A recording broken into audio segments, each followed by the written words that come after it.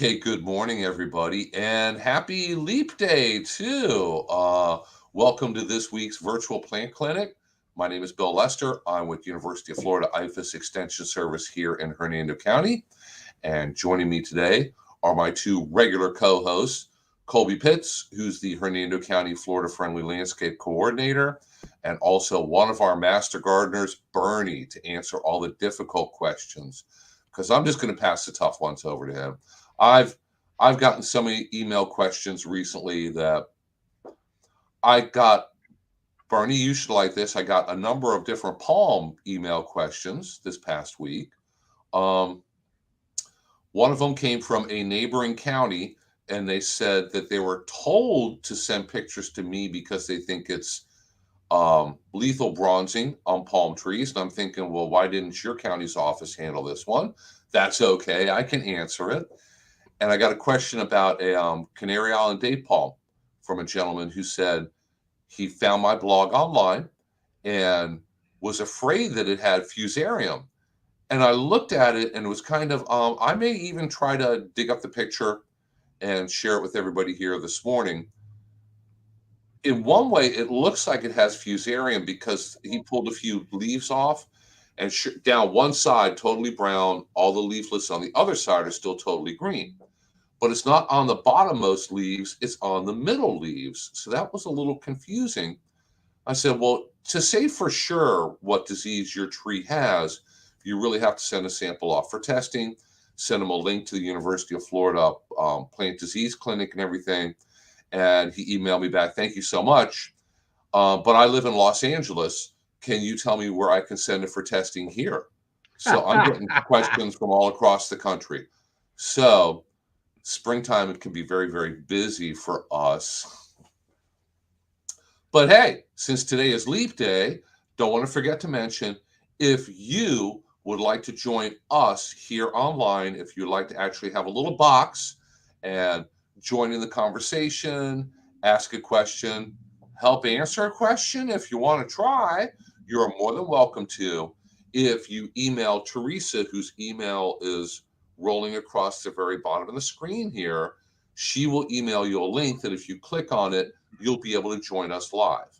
So what you need is some kind of camera with your computer. Laptops have cameras in them. I have a webcam. I think we all have decent webcams. And you obviously have to have a microphone so that when you talk, we can hear you.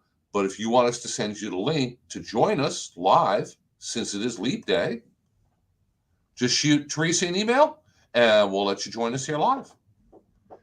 And as always, if anybody has any questions and you're just watching us, go ahead and put them in the chat, put them in the comments, and we will see them and we'll do our very best to answer them. Even if you're from LA, that's fine. Neighboring county, that's fine. Just ask your question. One thing that's always scared me about moving somewhere else is it's like I don't know any Los Angeles plants. I don't know any Washington State plants. I know Florida stuff. It's kind of that's always been something I've been worried about. It's like I move somewhere, I want to be out of work.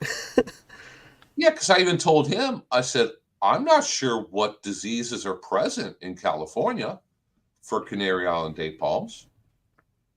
Is fusarium a problem there? I don't know. Do they have a different disease that we don't have? I don't know.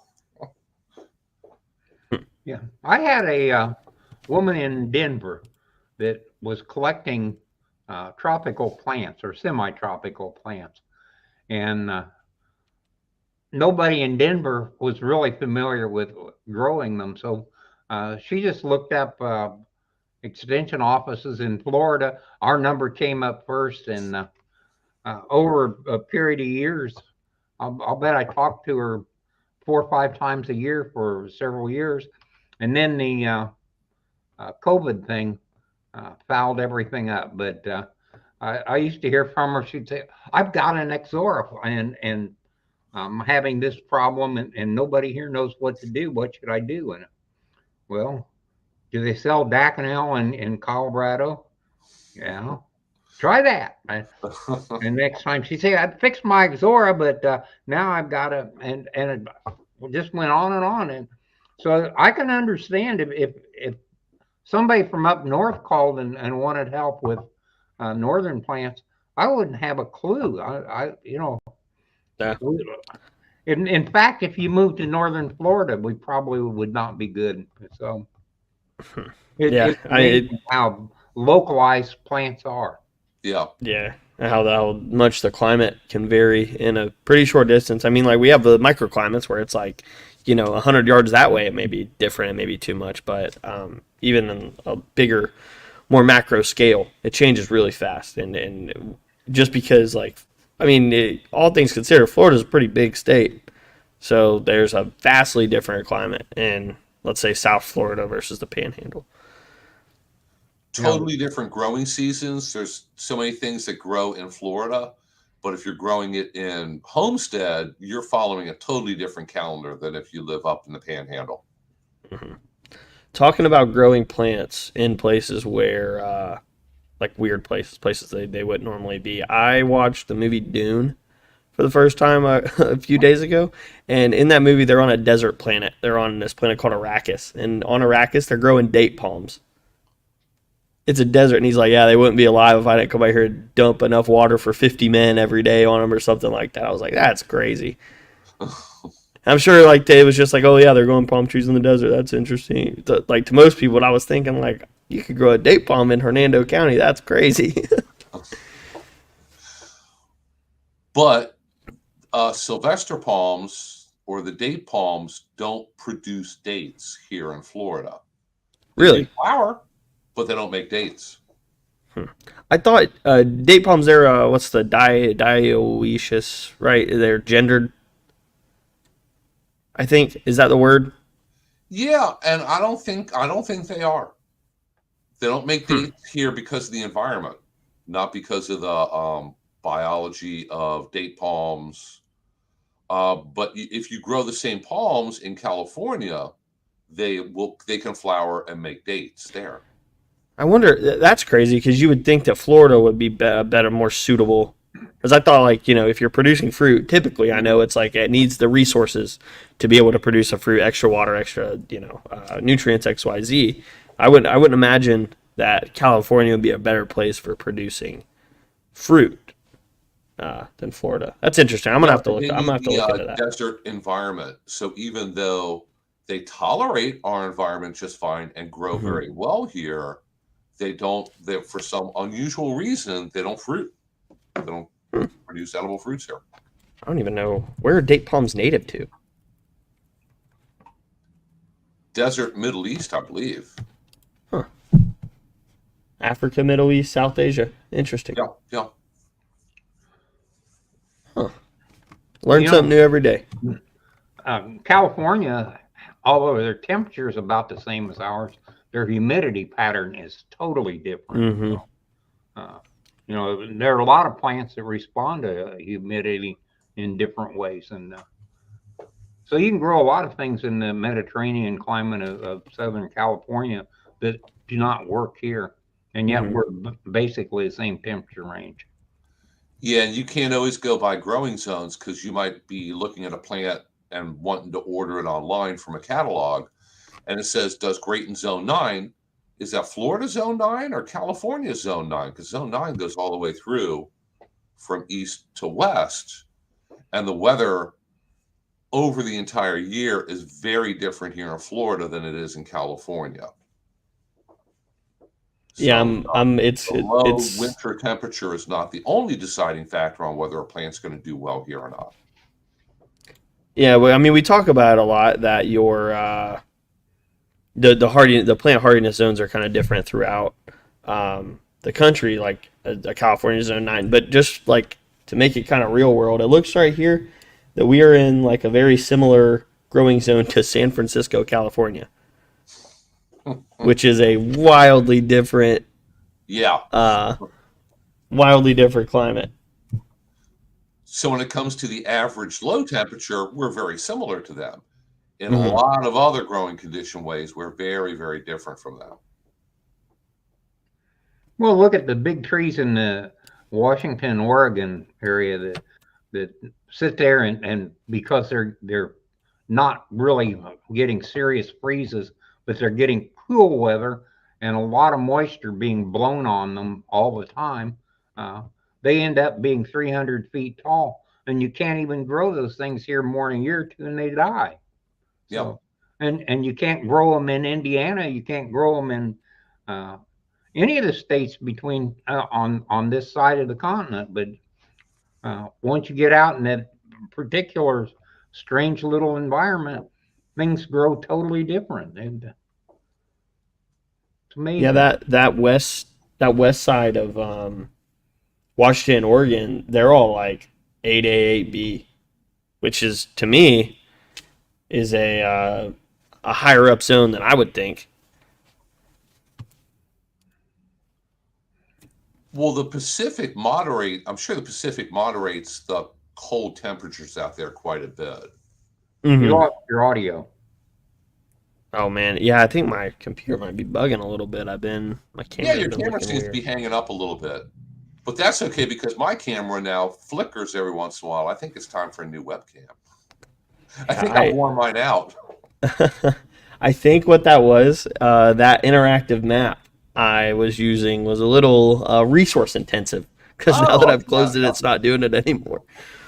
Yeah, no, I got one of those like mirrorless big cameras with a little dongle plugged in. Try to look nice for everybody. Yeah, I look like I'm in a cave today because I forgot to recharge my batteries for my lights. So Mm. technical problems pop up. Yeah, no, I'm in Central America with my red-eyed tree frog.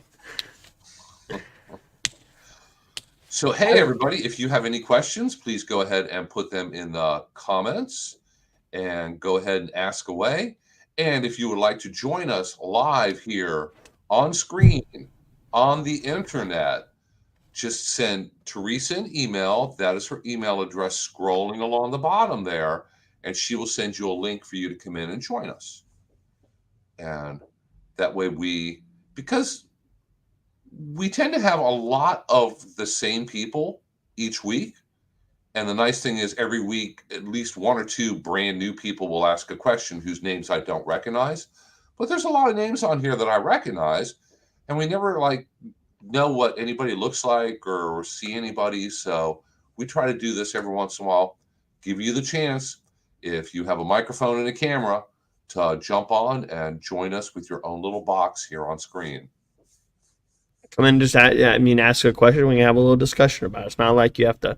We're not roping you in for the whole hour. You don't have to stay here the whole time. We're not going to pass off the hard questions to you. We do that to Bernie.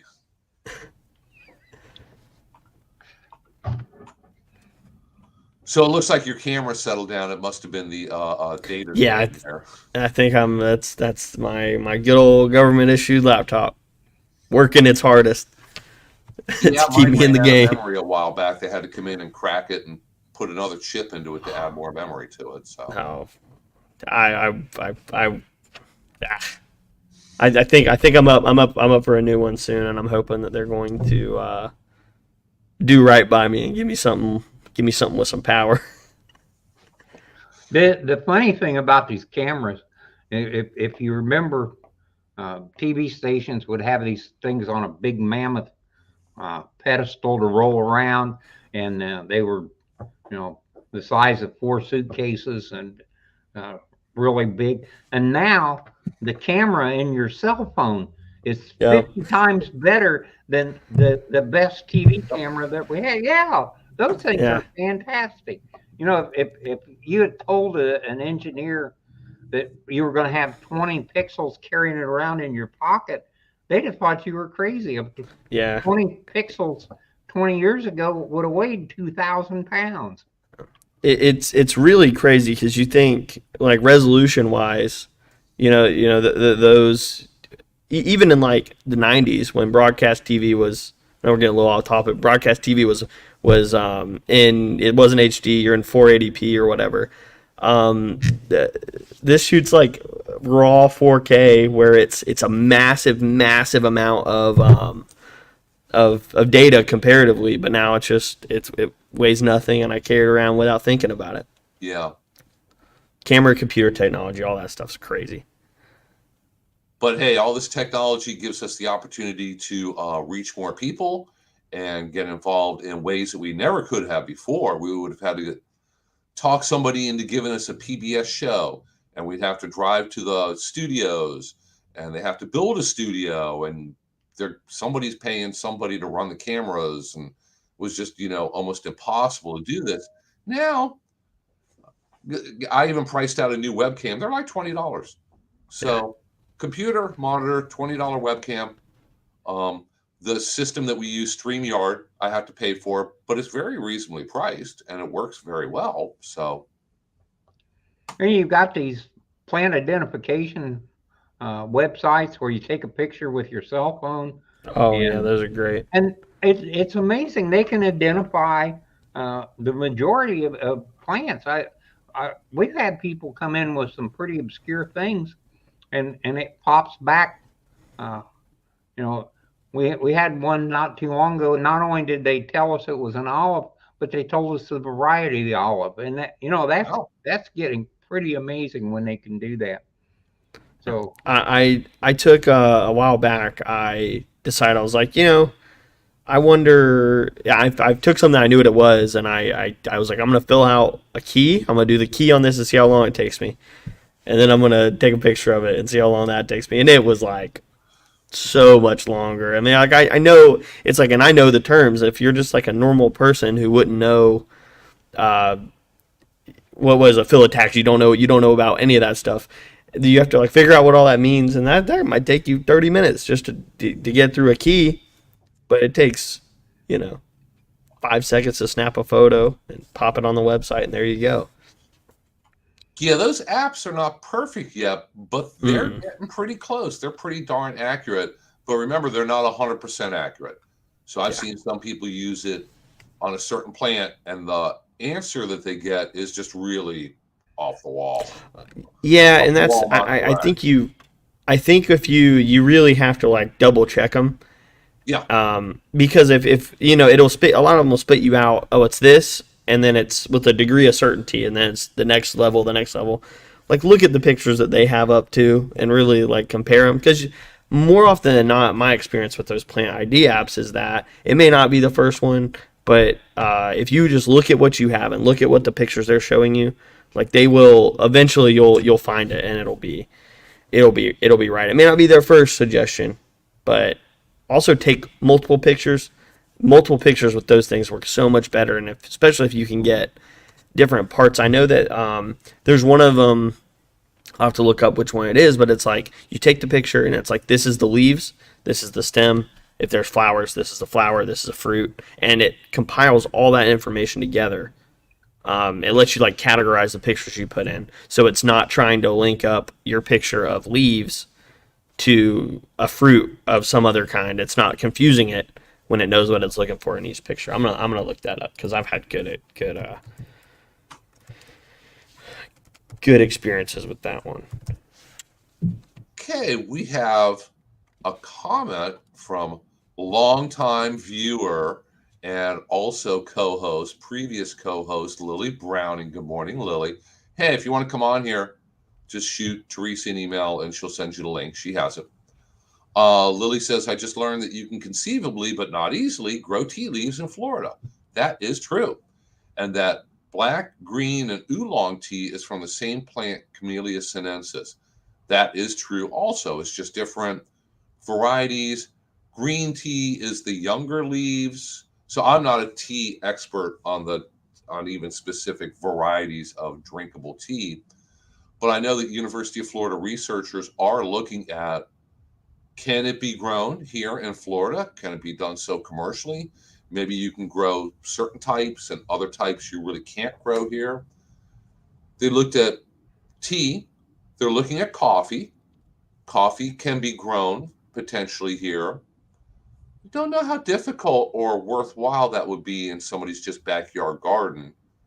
And it probably doesn't do well enough for you to plan on getting a 500-acre coffee or tea farm or plantation or whatever here in Central Florida. But they are looking at it.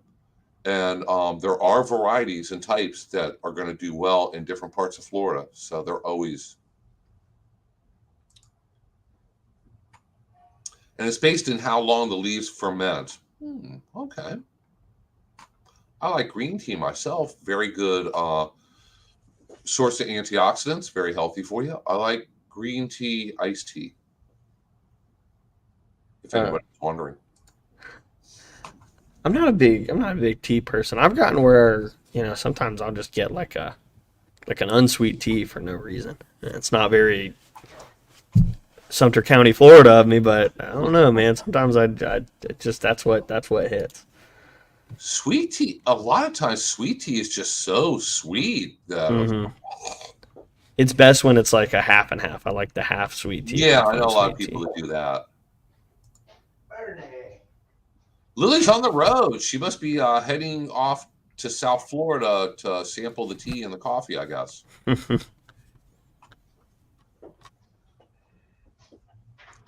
But something else that University of Florida has ongoing research on is growing vanilla orchids, which is where we get vanilla from. Vanilla comes from a seed pod on an orchid vine. And it's a vine. It has to grow 20, 30, 40 feet up into a tree or along a trellis or fence before it flowers. You have to hand pollinate the flower because I believe the native natural pollinator isn't even here in the US. So you have to hand pollinate it to get better pollination. And then when it forms the seed pods, that's vanilla seed pods. You can actually buy them at a grocery store. And they're looking at all the different varieties and types of that, most of which don't even have names. It's funny, there's certain plants that are just vanilla orchids. There's a whole bunch of different varieties, not really well understood. Um, Barbados cherry, it is what it is. Are there some strains or varieties, or maybe Bernie has one in his backyard that has sweeter berries? Maybe mine are tartar. A lot of genetic variation, but nobody's really separated out or named the varieties. Look at that. Teresa found some information on tea growing in the Florida home landscape. Are we gonna have to try that, Bernie? Bernie, do you like tea? Well, I'm not a big tea drinker. I like iced tea, and I like Yeah. that sweet tea that's too sweet. So, uh, but I'm getting to the point where I'm not supposed to drink all those high sugared beverages anymore. So Yeah. I do the half and half thing a lot. And if you notice that the restaurants have gotten really good about doing half and half anymore, it 5 years ago, uh, they got nasty when you asked for something out of line, and now they just, well, it's so common that they put it down and don't say much. I think That's I think good. a That's lot a of good thing. a lot of those Well, restaurants even have it like pre-mixed. It's like, is it even half and half at that point? It's just like not as sweet tea. But hey, it whatever. I've said, because I remember I asked for one and they just like went to a thing and got it and gave it to me. I was like, that's crazy. Y'all just made it pre because there was gonna be a bunch of people asking for it. Talking about those vanilla orchids, I read something a while back that I thought was cool. They're so bees where they're native, like the native bees that are around there. mhm. So I guess the seeds are not spread. They're not like they're too heavy to be spread by the wind and stuff. So like the bees will pick apart the fruit to use it for nest building or whatever, but will carry the seeds around, and that's one of their Oh, methods of distribution. That's a bee. That's a small little guy. yeah. I don't think that happens. I don't think that happens to a lot. It's just kind of crazy how something that and people have seen it, like they've observed it, and that's like I don't know how you saw a bee carrying a seed around, but that's nuts. Well, there's some big bees. Yeah. Yeah, there are some big bees. When you have Imagine all these big holes out in your yard and little piles all the way down the driveway, uh, those are bees. I mean, that's There are insects that carry a lot of things from point A to point B. There's nematodes that could be a problem with trees. There's one that affects pine trees. mostly in Louisiana. Louisiana is where they have the biggest problem with it. And another one that affects coconut palms in South Florida and other areas where they have coconut palms. And it's a nematode, and it's carried around by a beetle, by a great big fat bark beetle that moves them around. So it'll leave one tree, and the nematodes will jump on its legs. It flies to another tree that is healthy and doesn't have any problems and drills into it, and the nematodes hop off, and now they have a new host. Wow. So, yeah, That's crazy. there's niche insects that carry other things all over the place. Very interesting. It's fortunate that so few insects are an actual problem because there's a lot of insects out there. Yeah. There really is. I remember seeing something that's like by weight, like the amount of ants versus the amount of humans, and that's by weight, not by number, is just so much higher. I saw a post that was like in every county in the country, the most common animal is an ant. It'll always be an ant within 300 feet of wherever you're standing in Florida or in the United States. The most common animal will always be an ant. There's just so Here many in ants. Florida, they're closer than 300 feet. Yeah. So I'm just saying, like you could say, wherever you're standing, the closest, the most common animal in any radius around you is always an ant, which is nuts. There's so many ants. I had a publication put out by the university. They were doing research on birds that were striking tall towers. So they had a 20-acre site in North Florida that had like a 1,700-foot tower on it, and birds would hit the guy wires, hit the tower when it was foggy, and they would go collect all these bodies, and they were keeping track of what kind of birds and so on. And one of the big problems they had were the ants eating the birds before they got to them. So they decided to clear all the ants out of this tract, 20 acres. They ran the research for about 5 years. They had a guy working weekly for 5 years. And when they got done, they feel like they had reduced the ant population by less than 30%. So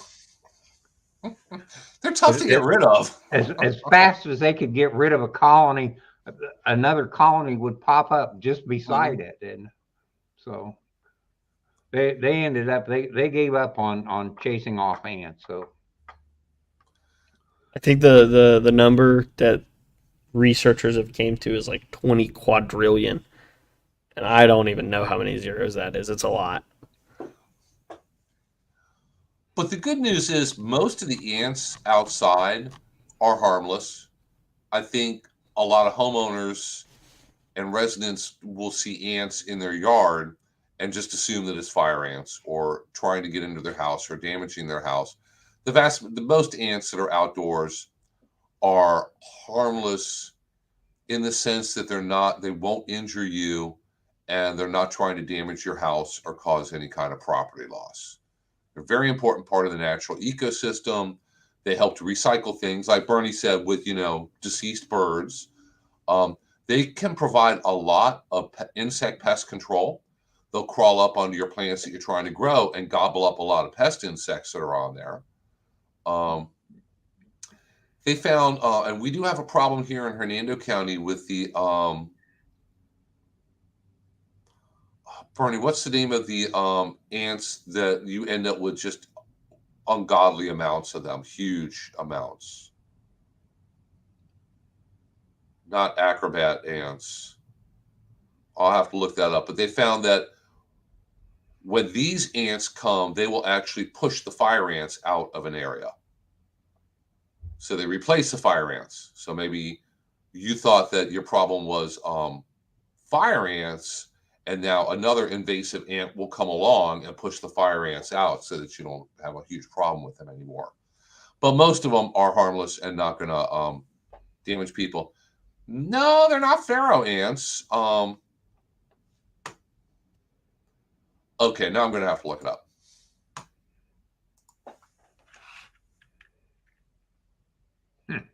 A lot of ants out there.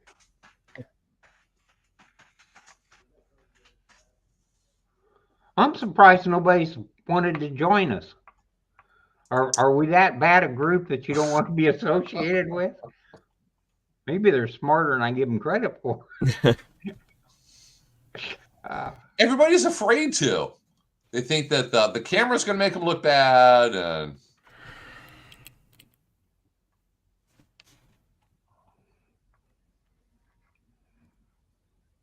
Well, it does. I look like Tom Hanks if I don't have a camera on me.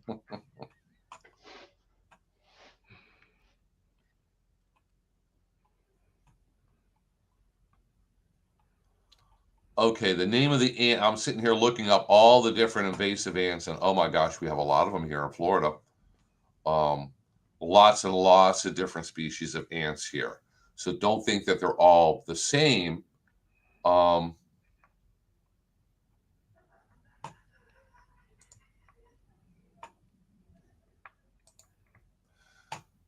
Crazy ants. They used to be called the Caribbean crazy ant, and now it's tawny crazy ant.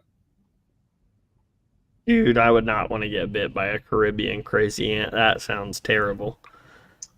They're populate because they have multiple queens. They'll make multiple nests. You will end up with just ridiculous numbers of them if you're unfortunate enough to have them in your yard. And we have a little area in Hernando County where I know that they're out and about. People will call like the exterminator. They come out and they spray. A couple hours later, there's even more ants back than what they sprayed and killed. The numbers are just amazing. You have to work with your neighbors to eliminate them. You don't eliminate them, you control them. Mm-hmm. So you have to work with neighbors to control them in the neighborhood. Because they'll go out any brush pile, any junked stuff that you might have in your yard. They love those places for making nests.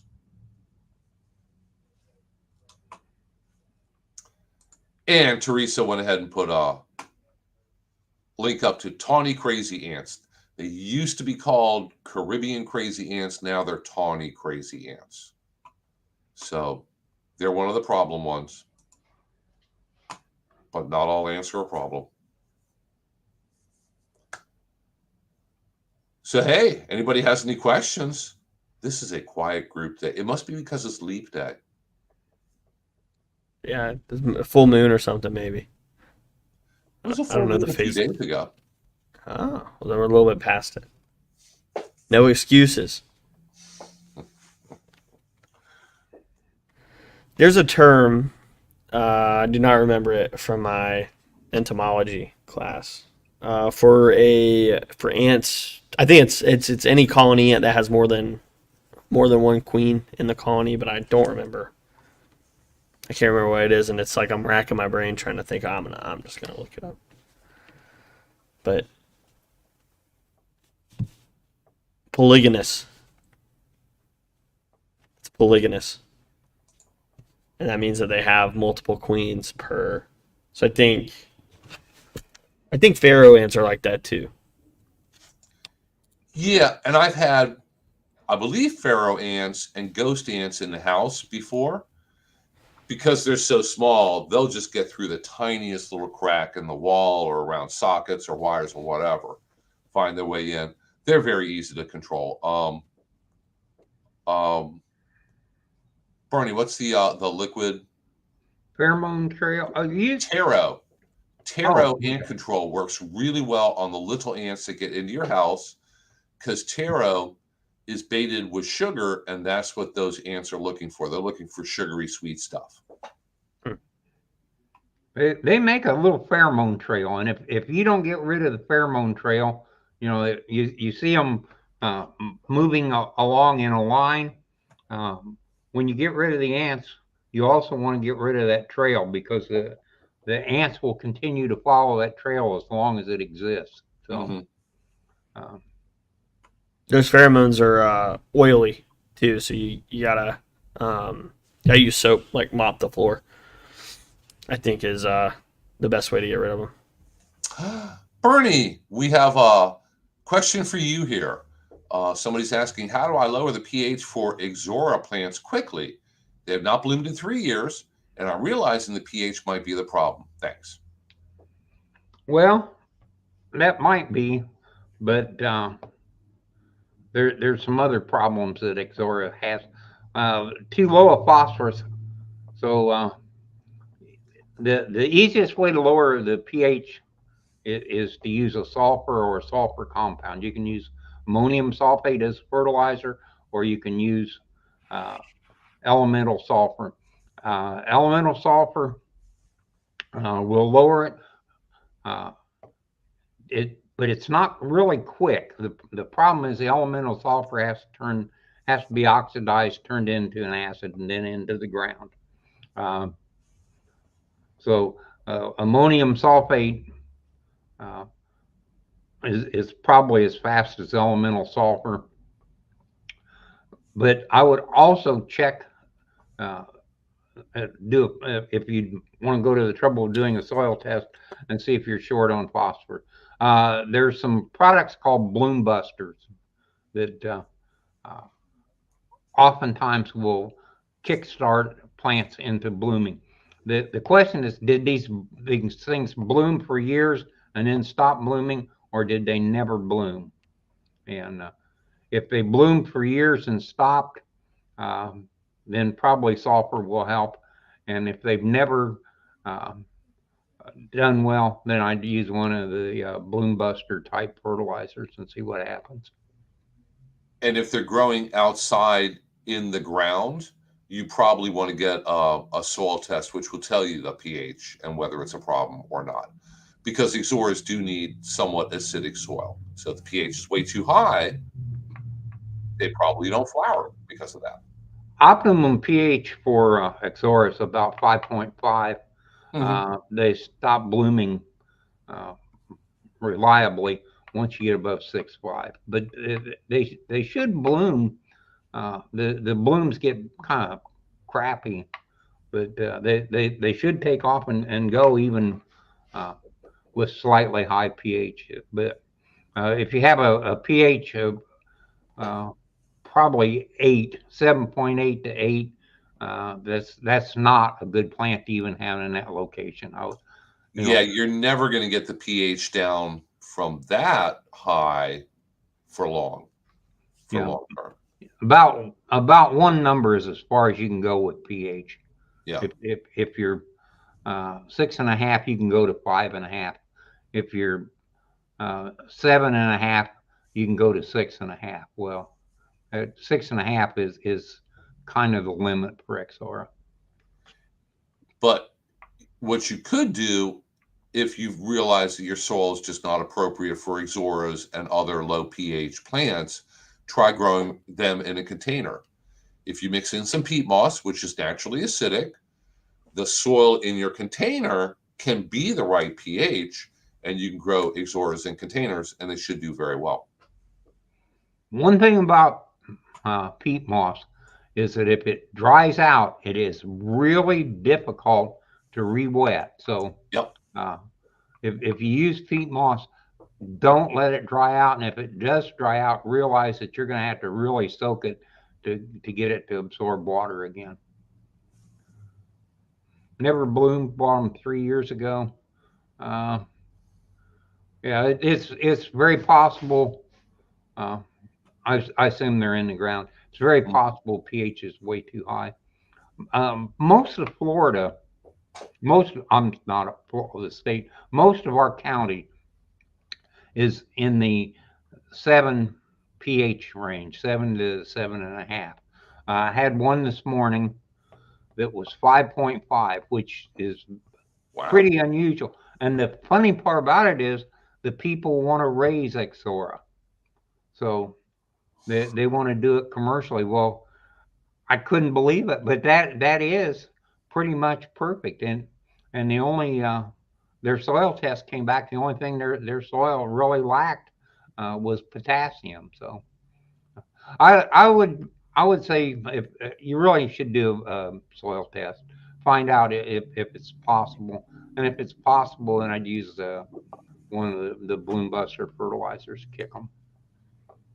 Yeah, soil test and knowing your pH is going to tell you what plants are going to do the best in your yard and be the easiest to manage.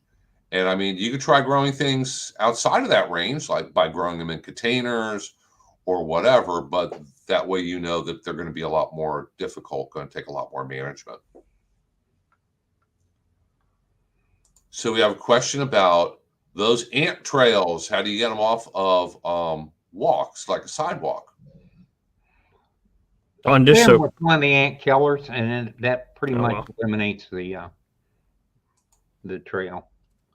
Yeah, Raid and or don't black flag or one of those. If you go over the trail, it does something to the pheromones. They disappear. yeah, and don't spend your whole life trying to eradicate ants from your property, because it's probably not going to happen or not be successful for very long. You can't sanitize the great outdoors. There's ants out there, and there's always going to be ants out there. And Russian sage, what would be the correct pH balance and fertilizer? Most herbs take the same general pH as vegetables, which is about 6.5. Neutral to maybe just ever so slightly acidic side of neutral. So a pH of 6.5 is good for growing a wide range of different plants. And herbs just need very light fertilization. You could use the 666 or 10-10-10, or if you're growing it in a container or you have just a little patch, a liquid Miracle Grow or Peter's Professional type fertilizer would work well too.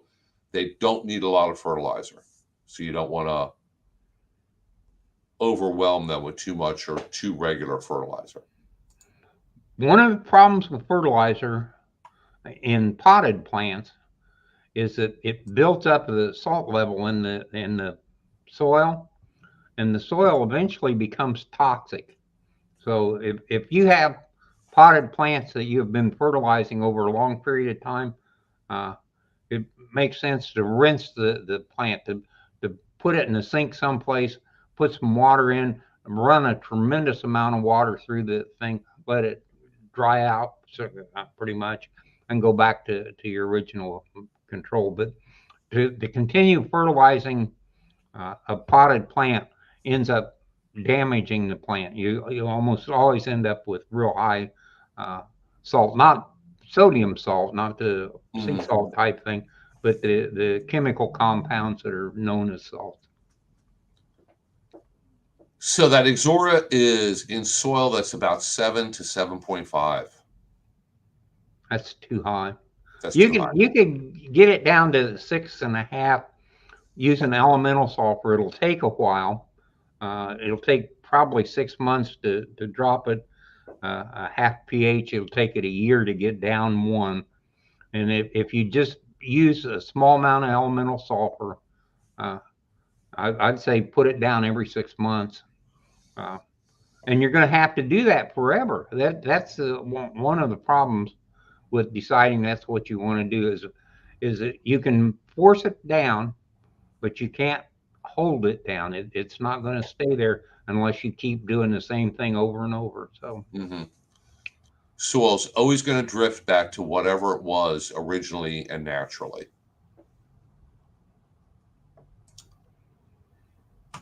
And where can I purchase fruit trees such as chaya, cassava, katuk that are organic? Is there someplace close by? No. If you're talking about Hernando County, no. Nobody around here that I know of, because those are some, I'm familiar with all of them, but they're all very unusual, different tropical plants, food plants. Cassava grows really well here during the summer, also known as yucca. Chaya, kind of familiar with it. There are a lot of different tropical fruit trees. The best place for you to look for those things, especially if you're wanting them certified organic, is look online and have them shipped to you. Always deal with legitimate companies, and you're going to find by far the greatest variety there. A lot of those unusual specialty things you're really never going to find at a big box store or Sam's or Costco or anything like that. A couple of places that I shouldn't recommend, but might, would be the University of South Florida plant sale Mm-hmm. and the Ocala Master Gardeners. The Marion County Extension Office has an annual plant sale with a tremendous number of very strange things. So Yes, because they have a huge number of vendors there. And if there's a vendor anywhere near Marion County that raises those things, they're probably going to be there selling them. And that would include like avocado, kiwi. Most kiwis don't do well here in Central Florida. Pineapple, guava, that can do well here. Avocados tend to not do well in Hernando County because they tend to get damaged every year in freezes. So even the cold tolerant varieties, maybe they'll work out. I do know a few people who grow avocados very successfully, but for most people, it doesn't work out well. So just giving you a little warning there, a little heads up. yeah, all those plants are available, both those plant sales. USF has, I believe, 2 plant sales. One that's primarily landscape plants, and one that has a tremendous number of food type plants. And the Marion County Extension Office, their plant sale is spread out over probably 4 or 5 acres. It's big. It's extremely big. So those are the kind of things where you find those plants. You go to a nursery and they don't really make a living selling odd plants. Nobody's going to buy very many of them, and it's just not the place that's not making them any money, and they generally don't do it. So you need somebody that specializes in the non-common plants, and that's where you go to find them. Yeah, if you're farther south, the place like Marie Selby has an annual plant sale, and that's great if you're Sarasota South. But those plants that you would buy at that sale aren't going to do you any good here. And same way, there's a couple of really big nurseries north that have or big gardens north that have sales, and if you go really far out of your community, you're going to find that the things being sold are more for the environment out of your community. If you see an ad for a plant in Miami, be very suspicious that it's not going to work here. I don't say don't plant it. If you really want one and there's a 20% chance, this may be the only chance you're going to have. But if it's a plant that is relatively expensive and you can buy it from somebody here or you can buy it from somebody there, you want plants that are being sold in the area you're in, and you want them being sold by people that are going to be there for the long haul, and knowledgeable plant people. The big box stores may have one. There's nobody there that knows anything about it. Probably isn't going to survive, and you're going to be upset. So just support your local nurseries, and when you're buying exotic plants, buy them as close to home as you can. Do not get one of these seed catalogs from Michigan and look in there. Oh, here is a pear tree that will do great in Area 9. And so I'm not mentioning any names, but this jerk I know, like me, went and bought a whole bunch of pear trees because he liked pears, and he planted them. And you know what? One, they weren't nematode resistant, And second, they weren't going to do anything here anyway if they had been. So I got to watch them die. I was out a lot of money. And the truth is, those plants should not have been sold in Florida. Yeah. And the man in Michigan, I'm sure they're a major place. They had good intentions, and under some conditions, the plant might have done well. It might have done fantastic in California Zone 9, Mm-hmm. but it wouldn't do well in Florida Zone 9, and it wouldn't do well any place there were nematodes. And I live on an old orange grove, and the nematode load is extremely high in my soil. Well, now that I know that, uh, it's a little too late. They're not going to give me my money back, and those plants. Um, one of the six produced a pear. Wasn't edible, but it was a pear. So,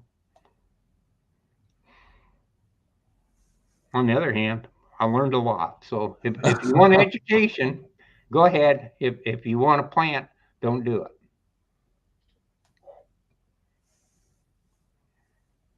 Frog has started eating your head.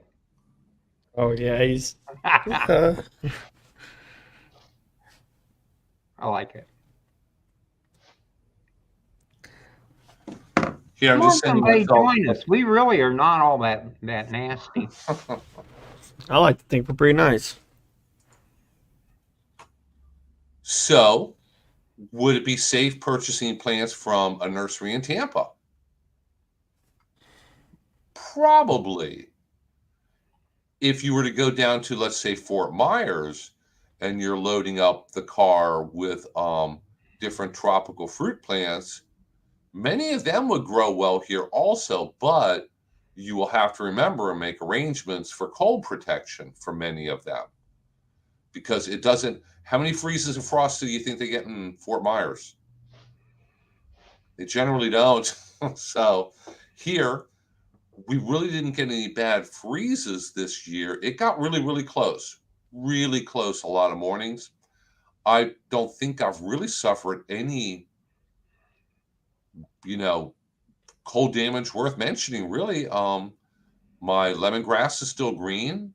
The bananas look kind of ratty, but they're not frozen. They're not all brown like they usually are. But it happens. This is Hernando County. We get freezes and frosts here. So you go too far south, those plants aren't going to do well here. You go way too far north, you go up to the Panhandle and start shopping for varieties of peaches that grow well in Georgia because you like Georgia peaches. Those varieties don't do well here. It gets too hot here. So stick not too far. I think Tampa would be okay, don't you, Brian? The thing about Tampa is they're a transition spot. From Tampa south, you can plant some tropicals, and from Tampa north, you can plant some things that do very well. So it would depend on the plant. Most of the things if you wanted to buy a tropical that had an opportunity to survive in our area, Tampa would be a great place to buy it. That that would be uh, probably as far north as you would find these plants that are still capable of growing a little farther north. Uh, but there again, you would if you're buying a pure tropical, something that can't withstand a freeze, it doesn't make any difference where you buy that. It's not going to survive here. So Unless you have a greenhouse, you're growing things indoors, you have a way of heating it. I mean, there are ways of doing it. We're just talking like if you plant it out in your backyard or front yard, it gets a little if too cold here. if you wanted to grow key lime and you were going to put it in a pot and protect it, Tampa would be a great place to buy it because Tampa would be a place probably selling key limes. There, there is a market south of Tampa for that particular product. If you go to a nursery here, you probably aren't going to find a key lime because they have a problem. If they sit there in the winter, they're going to freeze and die.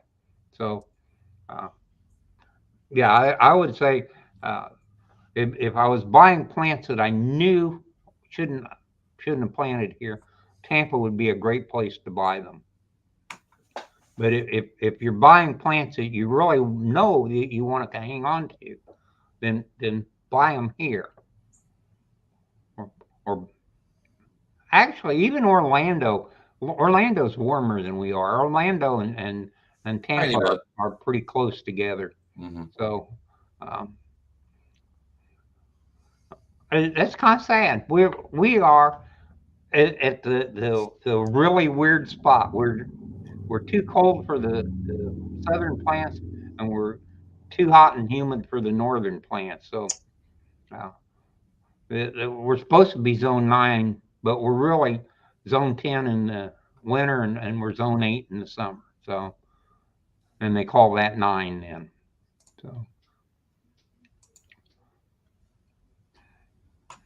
you're on a transition when you're in Hernando County. And like we've mentioned many, many times before, you have to be on the lookout for plants that are being sold here that maybe you love, maybe you had in your yard up north and you just absolutely love them and you want to grow them down here. Don't assume just because you can find them in a local store, it's the kind of thing that's appropriate for here. So here I got a picture. She hates me when I do this, but I got a picture of my lovely wife here at a store we were at not too long ago, holding some beautiful bulbs from Nilla or Nika blue hydrangea and common purple lilac. And Bernie, how well Ooh. do you think they're going to do here in Hernando County? Well, about a snowball's chance in wherever it is. It's really sad, but you have to realize that one, the store has no conscience. The store has product to sell, Hmm. and people want that product. And if the store doesn't offer it to you, you will go to another store and buy it. And they understand that their business is business. Their business isn't plants. And uh, you know, you sell what people want because that's what you have to have to survive. Hmm. That's why it's incumbent upon the people to understand that, if you buy this product, this is something that you're going to have to build a special building, air condition in the summer, and heat it correctly in the winter and let it freeze, and maybe put enough air conditioning in that you can put some frost in there. All these things that it's your responsibility to provide the environment. It's not God's environment here in Florida. It's your responsibility. So if you spend a lot of money on a plant, and I push this all the time, make sure you understand that plant first. Don't ever spend more than you can afford to throw away. It's like gambling. If you go to the plant store and you buy a plant and you don't know anything about it, it's like going to Las Vegas and putting your $20 on red.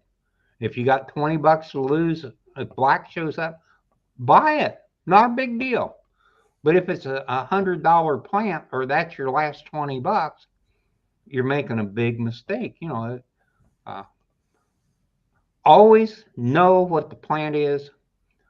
Don't impulse buy. If it's really beautiful and they've only got one, and you really have to have that plant, assume that if you spend the money, it's not going to stay beautiful. Now, if under that assumption you still want it, that's fine.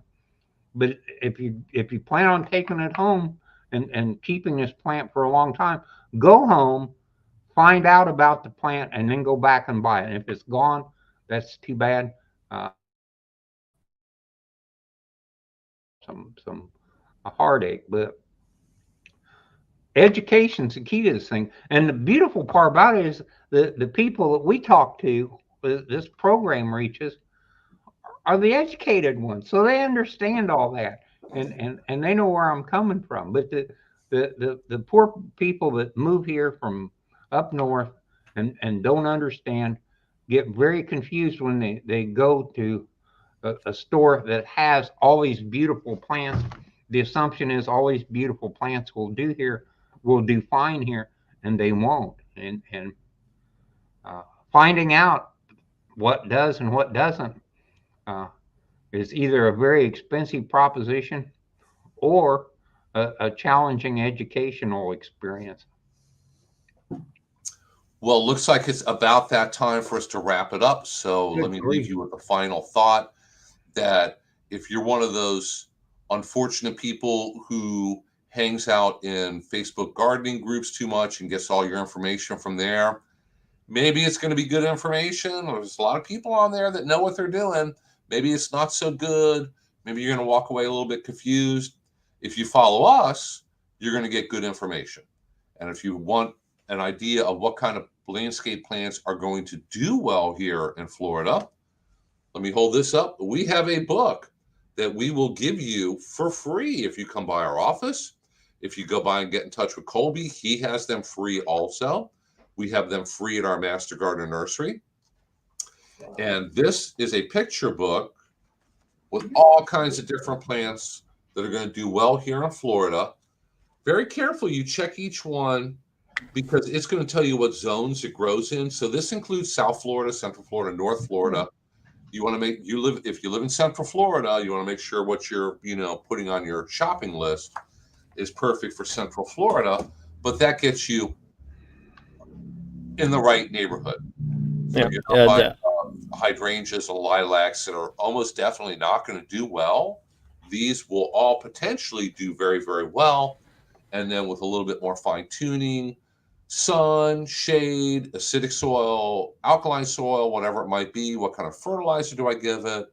Do I water it a lot or not so much? Once you understand all those things, your chances of success go way, way, way up. And your chances of having a beautiful landscape go way up also. The that plant guide is also available to you for free online from the University of Florida. They have an app. I keep it on my phone right here, and it's the same information. You can even filter it by the plant type, plant shape, flower color, sunshade, and if it's native or not. I think that it is a wonderful resource. It's even handy for me when I am trying to suggest something to someone. Maybe I don't know. I kind of put in their parameters they're looking for, and I'll find something there. So it's a super good resource, and you can find that on the Florida Friendly Landscaping website under IFAS. I'm sure that Teresa will put a link up. It's also in that's on my link tree as well. Okay, so we have a question from Rhonda about what's the address for our office. It is 16110 Aviation Loop Drive in Brooksville, Florida. We are right at the front edge of the Brooksville Airport, if you're familiar with that, alongside of Spring Hill Drive. And we are right next door to the post office. But if you didn't write any of that down, you're like, I'm not familiar with that area, there's our phone number. Just give us a call. Oh, Teresa even beat me to it and put the address in. So Teresa has it in the comments here, and there's our phone number. And Rhonda got that one way or the other. And one last quick question here from Linda.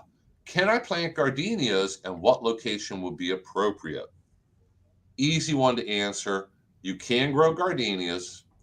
You want to grow them in a shady location or partly sunny, like where you would do azaleas or other non-full sun plants. Gardenias need acidic soil. So get a soil test done first. If the soil in your yard is, let's say 7.5, I've seen as high as 8.5, gardenias are never going to do well in the native soil. You could grow gardenias in a really large container and make sure the soil is acidic, and that way, gardenias and containers work very well too. Be sure you use gardenia azalea fertilizer. It's acid forming. Yes. That's the link to the apps. I put that there. So that's where the plant guide, there's even like fertilizer ordinance, toxic plants, butterfly gardening, bee gardening, whole lot of good stuff there. So that's a very good link to go and visit. And Linda, you are very welcome. And it looks like it's about that time, guys. So let me turn off some of these banners. And just very quickly, let me go ahead and add my email. If anybody has any follow-up questions, wants to get in touch with me, email is by far the best way to get in touch with me.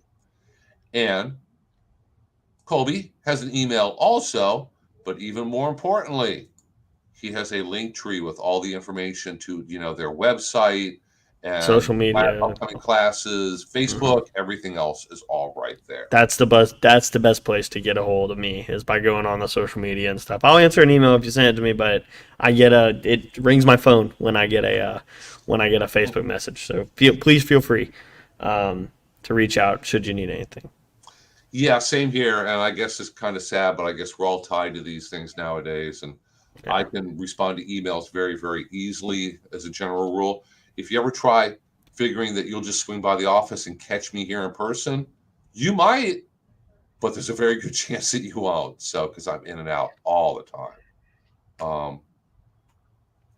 And here, Teresa put up another link to.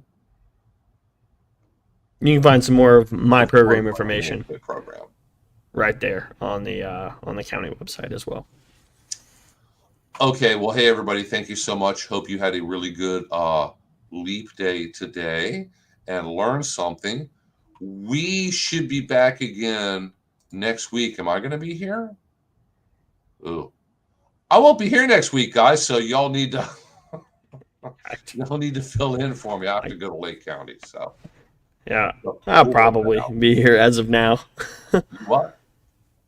I can do it, but not. I'll probably be here as of now. I don't have anything that I see right now. Okay, so somebody will probably be here next week. We'll have to work that out for sure.